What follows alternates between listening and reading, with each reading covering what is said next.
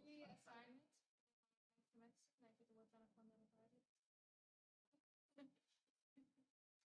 Projects are just an excuse for the professor to not teach you anything new. We're learning about self-growth. About what? Self, What does that mean? like function.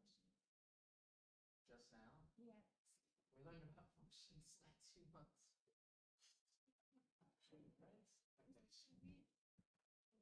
Bitwise operating Yeah. How recently was that? last week. We covered that. We took a week on that, but it was like.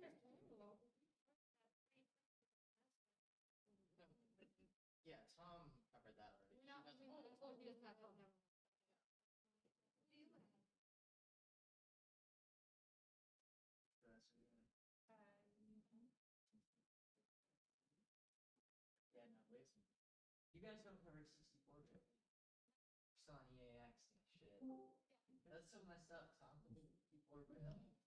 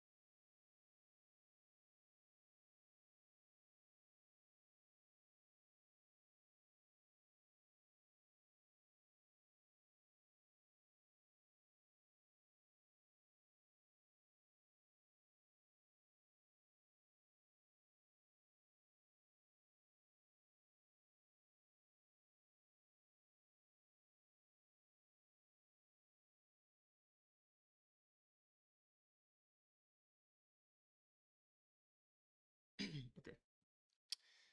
Cool. Well, I'm Tucker Henderson. I'll be leading the meeting today. But first, we got some upcoming events going on. So on Thursday, 6 to 7, here in East Hall 100, we'll be doing a Cyberforce debrief. We recently went to Cyberforce competition last week, I think, was it? But yeah, so they'll be breaking that down. CTF team and DefSec will be talking about what happened and just lessons learned, stuff like that. On Friday, 8 to 9 in the Science Center 132, competitive programming. The time did change only for this week, so if you're going to that, make sure you note that. And then coming up December 2nd, we'll have a student project showcase here for our regular meeting. If you have anything you'd like to show, anything you've been working on, just go into the Discord. I think in the announcements channel, there'll be a Google form that you can fill out about that. And then, all right, so who am I? I am a cyber operations senior. I've been going here since 2023. 4+1 cyber operations student, kind of, because they don't really have a 4+1 for that yet. So I'm technically computer science with a cyber operations focus, but I'm not taking any of those classes. I'm just taking cyber operations classes. So yeah, and then I'm the ethical hacking group leader for this year, and I'm a cybersecurity engineering intern at Vantage Point, where we do internal, external penetration tests, IT policy audits, vulnerability assessments, tabletop meetings, phishing calls, phishing emails, web accessibility reports. I did some small research projects over the summer as well. And this year I was also a CPTC team member. So guess we'll get into it. A little forewarning, it is going to be a little bit more like theoretical stuff, just like an intro of like methodologies and how to. And then we'll do some more like technical stuff next semester. But yeah, so first we need to talk about legal stuff. The content I'm going over today is not to be used in any malicious way. If you decide to test the topics I cover today on anyone or anything, please get the express permission of everyone involved, and make sure that you do, because you can get sued for that. So yeah, the laws that cover this are 18 U.S.C. Section 1029 and the Computer Fraud and Abuse Act.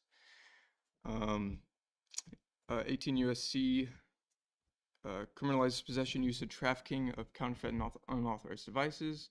And then CFAA has about, I think it's 7 type of punishable activities, and it's pretty broad. So if you don't get the express permission of everyone and like specify exactly what you can do, and they don't like what you did, they can sue you like for pretty much anything. So please try not to leave any gray area if you do anything.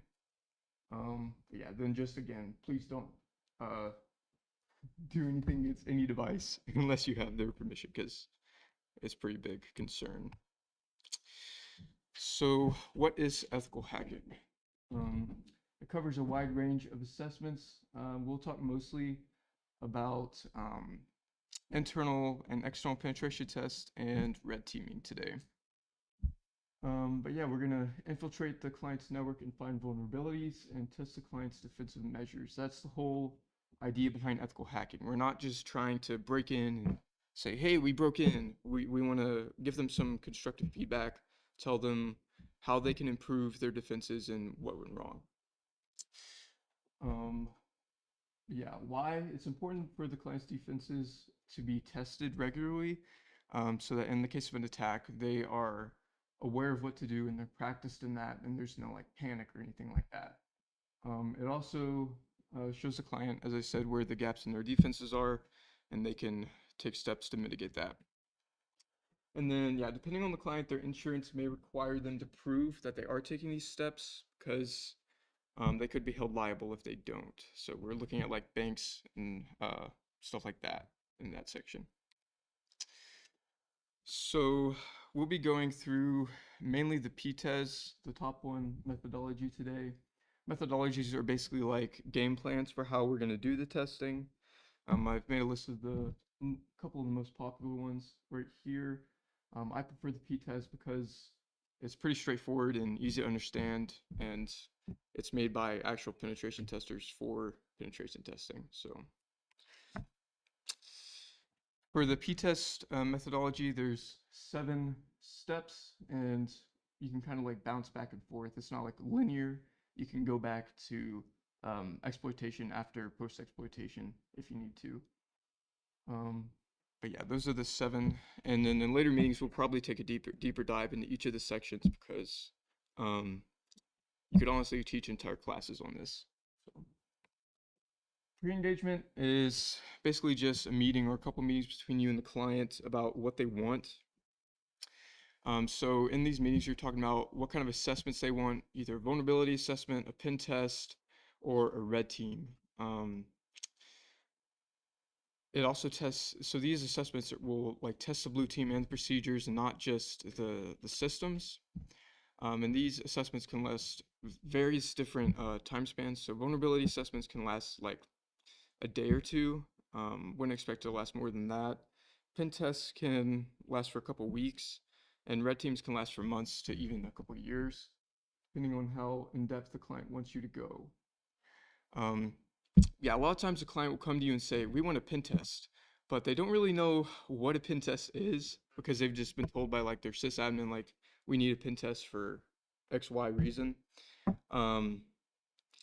But yeah, so we need to ask them a lot of questions to determine what exactly they want. Because if they come to you and say, we want a pen test, but what they actually want is a vulnerability assessment that like scans their network and tells them everything they can work on, then that's what you should do. You shouldn't give them a full-on pen test or even a full-on red team if they're not at the level where they can handle that yet. Because if you do a red team and they haven't had like any other assessments done before, you're going to come back with a lot of stuff and it's going to be a little overwhelming. So yeah, the rules of engagement and scope is where the client tells us what we can do, what we can touch. So it'll be like you're looking for IP addresses, domains, emails, how much it's going to cost for them, what times we can test at. So a lot of clients won't want us to test during business hours just in case anything goes wrong. We don't want like a bank going down in the middle of the day. That would not be good. So yeah, let's see what else.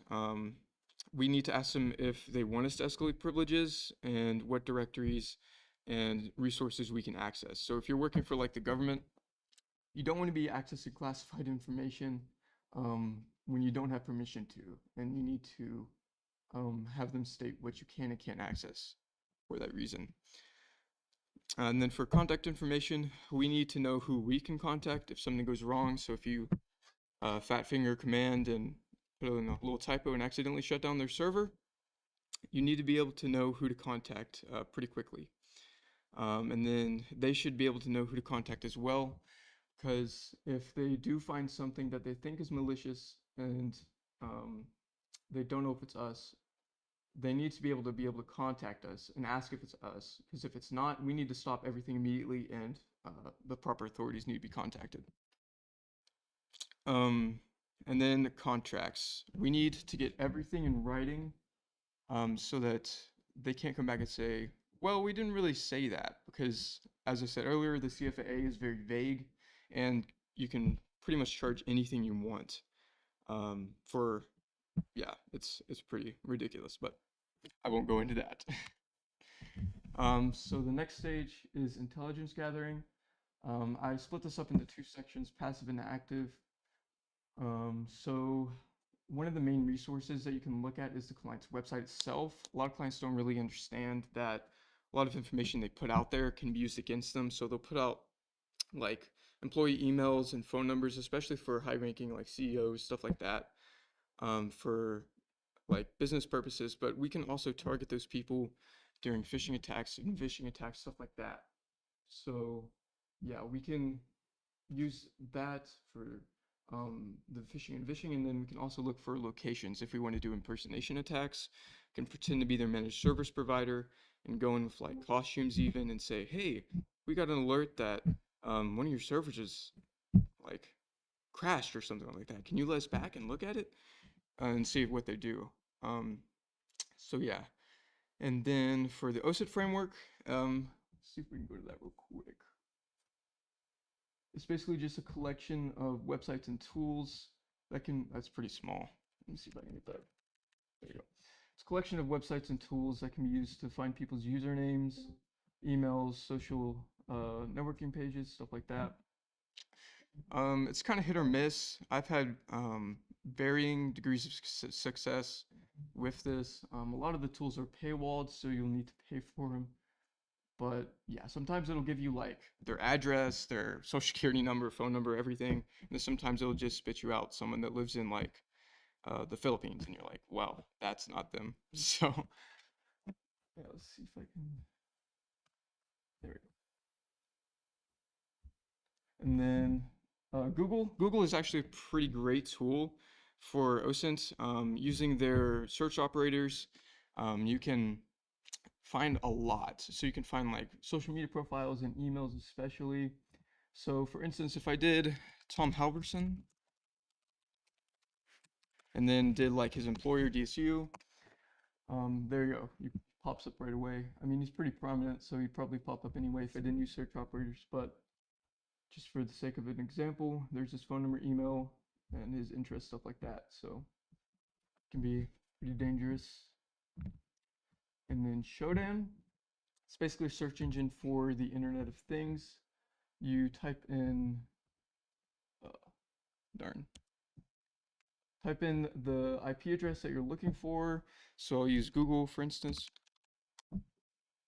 And yeah, it'll provide you with HTTP headers, open ports, the web technologies used, who owns it, stuff like that. It can even provide you some vulnerabilities if you hit the right IP address. So it can be pretty useful.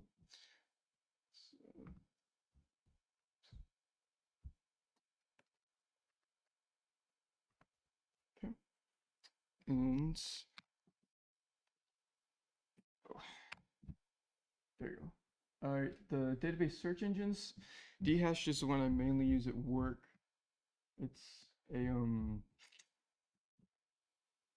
it's hard to explain. You put in like the domain that the client uses. So if you find someone's email and it's like bob.scrooge@gmail.com, you would put in gmail.com into the search bar and then click domain scan and click go.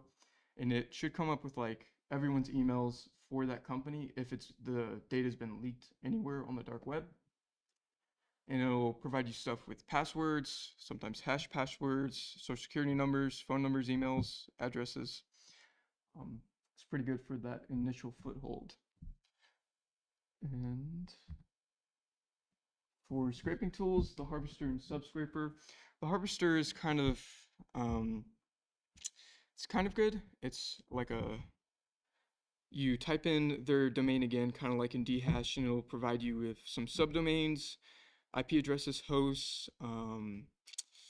What else does it give? LinkedIn profiles, stuff like that. If you put in API keys, it can also do a lot more. I haven't really messed around with that though.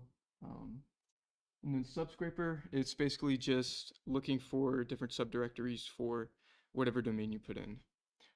It's a lot more thorough than the Harvester in that, so I use that for that. For active intelligence gathering, we've got Nmap. It's really like one of the best tools for this. I've got an example command up there. It's mainly used for port scanning and version detection. It can detect OS versions, software versions, grab some HTTP headers. It also has some default scripts that can run against like SNMP, other stuff like that. It can try to execute some exploits, but most of the time it'll just tell you that the vulnerability is there, and then you'll have to go and exploit that by yourself. It also has like a script library for that, where I can't remember the number, but there's a quite large amount of scripts that you can run to look at those vulnerabilities and stuff like that. So for this example, we've got Nmap, which is the basic scan. So you would put Nmap and then IP address if you just want to run a basic scan. And then TAC-SV is version detection. TAC-T5 is, I think it's the fastest version of scanning that it does. And then TAC-PTAC is telling it to do all the ports for the IP address. And then TAC-TAC version TAC-all is just telling it to run all the version detection scripts. And then TAC-A tells it to do an aggressive scan, which does more OS version detection. It speeds it up a little bit, and there's a couple more scripts it runs. I can't remember which ones though. And then the TAC-TAC script example would be just an example. If you wanted to run a specific script, you would put that and then whatever the name of the script is, and then you would put the IP address there. For banner grabbing, I've got an example of curl TAC-I. It would just grab a simple HTTP banner. But you can also use Nmap for that, Netcat, and Telnet. Yeah, headers can be used to guess OS and service versions, so it can be a little bit helpful if those are set up correctly. And then for SNMP enumeration, I've got SNMP walk right there. That's the main tool I use for that. It's usually used with the public community string, but it can be used with most default community strings. The community strings are kind of like passwords, and you query the specified device and gather whatever information the device will tell you. That can be a list of interfaces that are open on the device, IP addresses, host names, the uptime, what services are running, what ports are open, installed software and patches, a list of user accounts, and sometimes even community strings for other devices. And then for DNS reconnaissance, I've got dig.exfr and then example.com at ns.example.com. Yeah, it finds the name of servers for the target domain, and it can attempt zone transfers, which is what that command does. And that would dump all the subdomains that it has on there. For web directory enumeration, I've got a gobuster command up there. I've also used dirb, which is also pretty good. But this command just basically tells the program that we're doing the directory mode. The URL is https://example.com, and then the word list is rocku, which is like one of the biggest word lists that we use. But yeah, there are a lot more ways to gather intelligence, but these are just some of the more useful ways that I've found during pen testing. And I believe that CTF Club did a OSINT meeting at the beginning of the semester, so if you want to dig more into that, you can go to the YouTube channel and look at that. I'll probably post a link after this to that.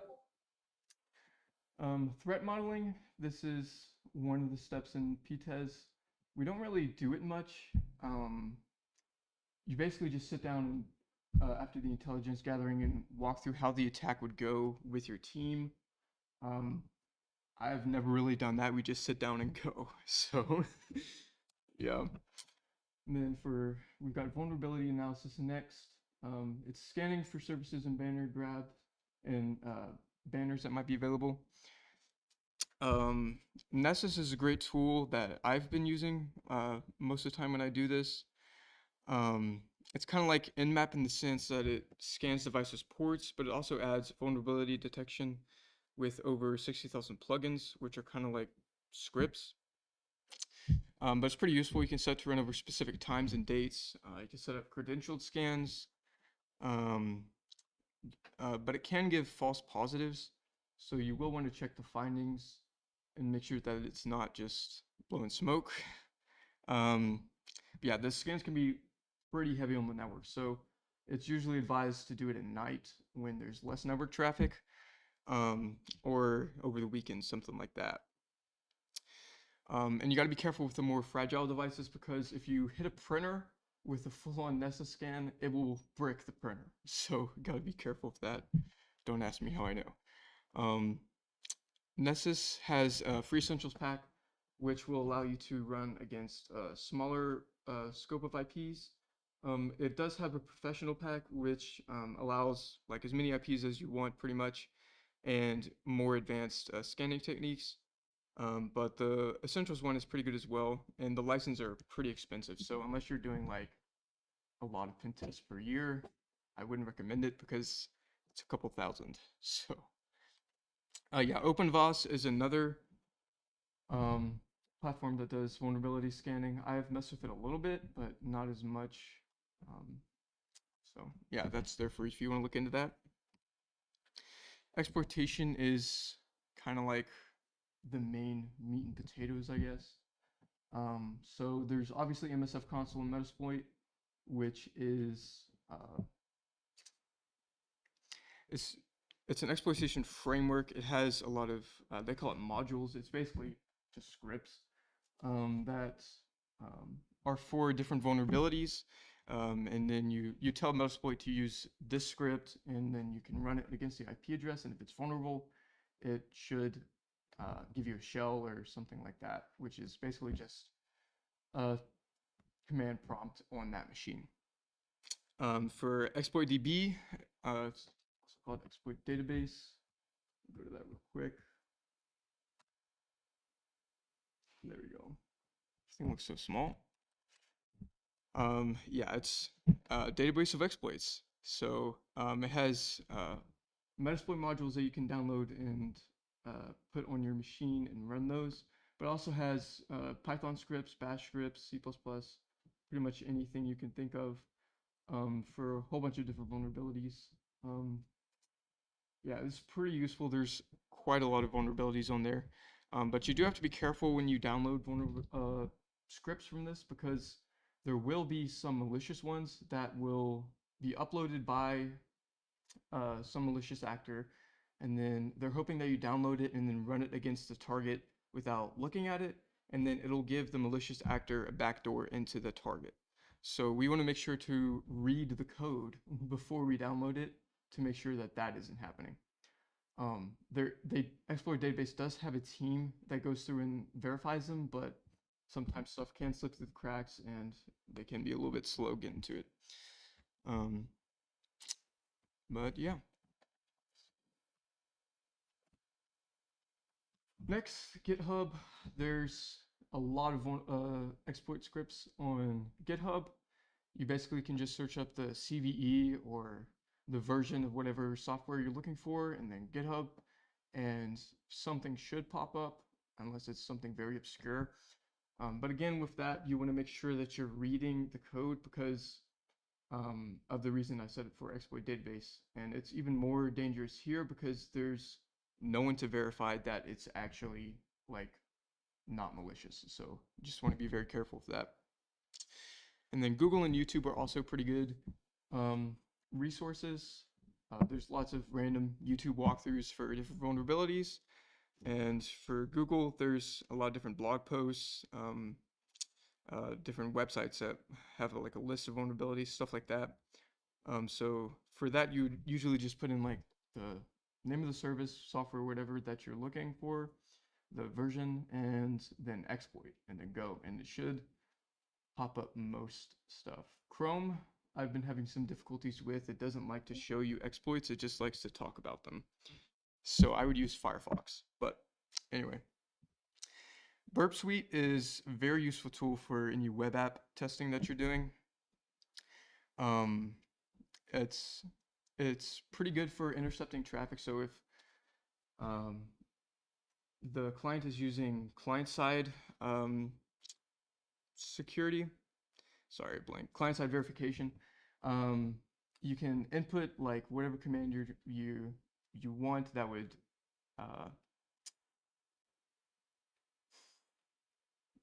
conform to the security standards, and then intercept it with burp, and then change whatever you inputted to like a command you'd want to run to see if the server is vulnerable, and then send that off to the server and see if it would be exploited. Other than that, it does have like website enumeration. It's kind of like a Subscraper where it like can map out different subdomains, stuff like that. It can create a website map, but it can also be used for some automated vulnerability discoveries as well. Burp Suite Pro is pretty good for that, I would say. You do have to pay a little bit for it, but if you're going to be doing it regularly, it's definitely worth it. And then SQL Map can help in automating SQL injection. It can check to see if the target's vulnerable to SQL injection.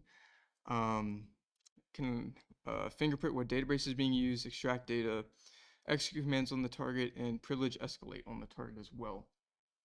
And it does that automatically. So if you didn't use that, it would probably take you a couple days to get through that, but here it shortens it to a couple hours. So it's pretty useful. And then exploitation also has social engineering under it. So that is that phishing that I talked about earlier, and vishing, calling and pretending to be someone trying to get passwords or access to a machine. There are also some services that you can pay to get zero-day exploits, which are like brand new unpatched exploits, but that usually costs like a lot of money. So unless you're doing it for like some serious customers that will pay a lot, it's probably not worth it, but yeah, that's there for you as well. But yeah, as in a couple of the other sections, there are a lot more tools that are available, and I definitely recommend that you go and research some on your own. Post-exploitation, this is after we get into whatever target device or machine that we're trying to get into. We're looking to do some privilege escalation, lateral movement, or persistence at this point. Most of the time when you do an exploit and you get on the target machine, you're just a standard user. So you're going to want to try to escalate to get to an administrator or root account, which would mean that you have control over the entire machine, basically. But yeah, so for privilege escalation, you're looking for misconfigurations and bad practices. There are a couple of things that can help you with this.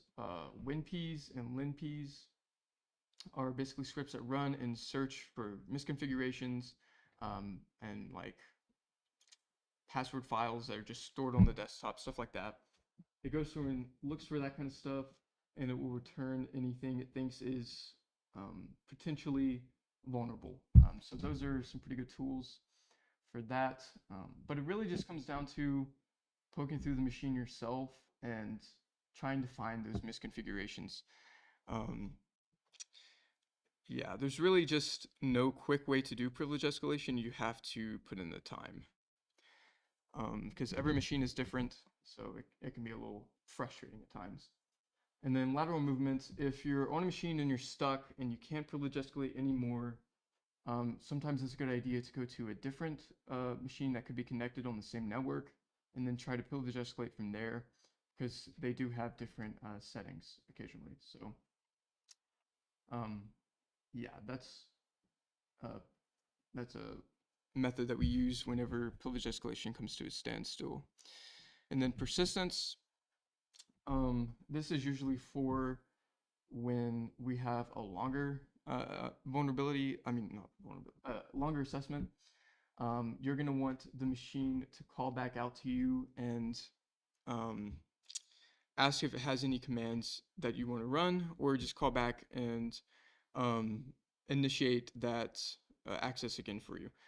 Because staying on a machine for a long period of time is not the best practice, because the defenders can usually find out pretty quick if a device has been connected to your device for like 10 hours. That's usually not that's not normal. So they will check that out. So that's why we use persistence methods, such as putting stuff in cron job or schedule task in Windows to make it call back out to your machine, like whatever it might be, once a day, once an hour, something like that. You can also write a script that would be set to execute every so often, like every 30 minutes, something like that. It would beacon out to your machine and then wait for that, wait for the commands that you want to execute, stuff like that. That practice is called command and control, which I could go into at a whole meeting by itself later on. But yeah, a lot of this is really privilege escalation, especially, it really comes down to your own research on the machine and on the internet, trying to find what kind of things the machine is vulnerable to. For reporting, we want to be taking notes the entire time we're doing the assessment, because if the client comes to you and they're asking, hey, did you run this command, or is this like an actual malicious threat actor, you want to be able to say yes or no. So yeah, I should be taking notes, and like pictures are especially useful because it'll also automatically like take the time that the command was run, and for a lot of the tools. But yeah, we usually report the findings in a CVSS scale, which takes into account the attack vector, which would be like how close to the target you are that you need to be in order to execute the exploit. Whether it's just you need to be on the internet, you need to be in the internal network, or if you need to actually be on the machine. And then it also takes into account the attack complexity, which is just how hard it is to do. It also takes into account if the attack has requirements that need to be fulfilled before you can execute the exploit. it takes into account if the attacker already has privileges and if the attack can be done without user interaction, which would not be good at all. It also takes into account the type of information that is at risk. So if it's just something like, I don't know, something like an open web portal, but it doesn't allow, like it's supposed to be an internal web portal, but it doesn't allow you to sign into it, like it's pretty secure, then that's not going to be as high. But if it's something like you can browse to like password files or something through a web portal, I mean through a website, then that's usually a higher finding. But yeah, looks like I blew through it pretty quick. I was a little worried about time, so I think I went a little fast. But yeah, if anyone has any questions, now would be the time, I suppose.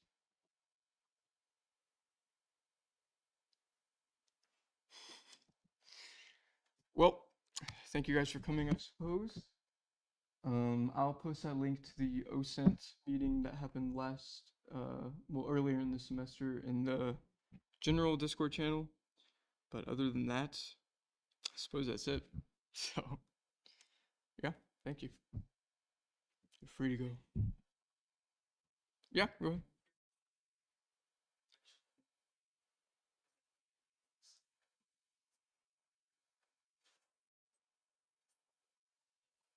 Silly things like people listing files like that's all things like exposing websites.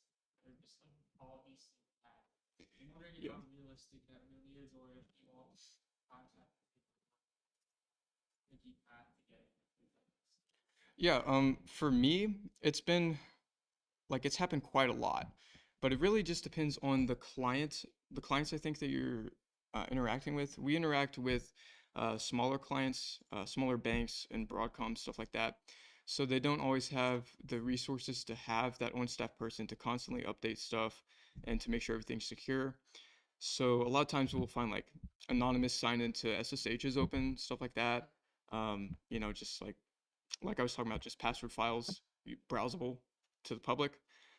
So it's not as rare as you might think to have like pretty vulnerable stuff just out there in the open. Like I've come across like Windows 7, Windows XP like all the time, and like it's pretty crazy. So yeah.